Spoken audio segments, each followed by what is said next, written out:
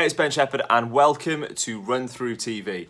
Let me introduce you to somebody. This is Jordan Williamson. At the start of lockdown, she decided to run 110Ks in 100 days. And through the power of Zoom, we can find out why. Obviously, we were facing lockdown. It was actually pretty uncertain whether, because we looked at the likes of Italy and Spain and they actually weren't allowed out for exercise and things. And I was thinking, right, we haven't got any events to keep me going or all that kind of thing. So I'm a sucker for, if I don't have an event in the diary or something to kind of structure my training or keep me going, I can kind of like lose track. So I was like, right, I need to focus in on something that's going to get me out of bed in the morning and kind of keep me running, keep me moving. And then I became quite fascinated in consistency, and then I came up with this plan, and it was no more than like 10Ks, probably relatable to a park runner and a decent distance if you're a marathon runner. It's not seen as too short, and then 10 and 100 seemed like nice numbers, and then here we are. So day 58 now, so it's going okay. It's fair to say that 110Ks in 100 days is pretty impressive, 1,000 kilometers overall, but how did Jordan even get into running in the first place?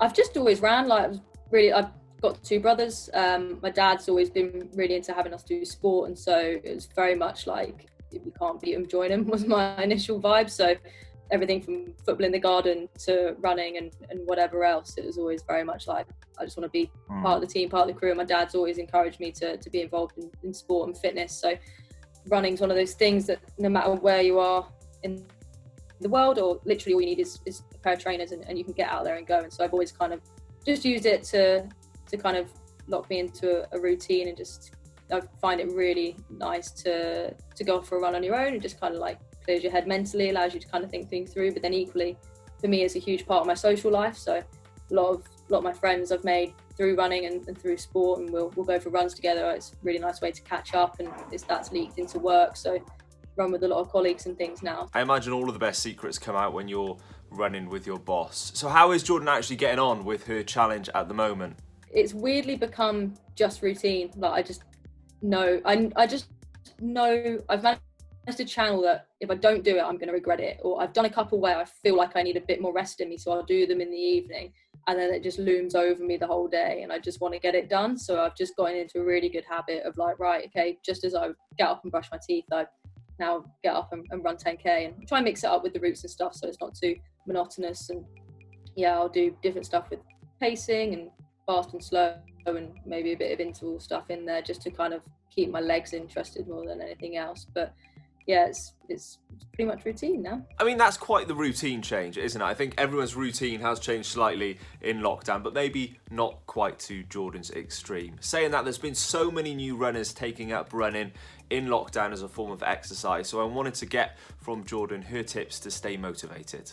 Big part for me is literally just putting your shoes on and getting out the front door. Like, for me, that is always the hardest part of any run.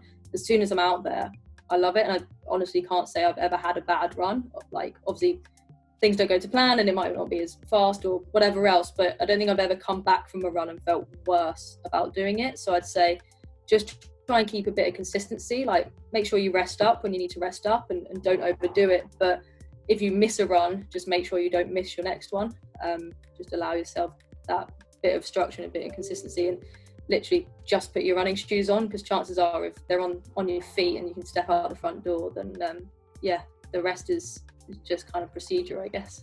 Finally, a big thank you from me. If you're new here at RunThrough TV, please do pop this video a thumbs up. Make sure you are subscribed as well, and we will catch you again soon.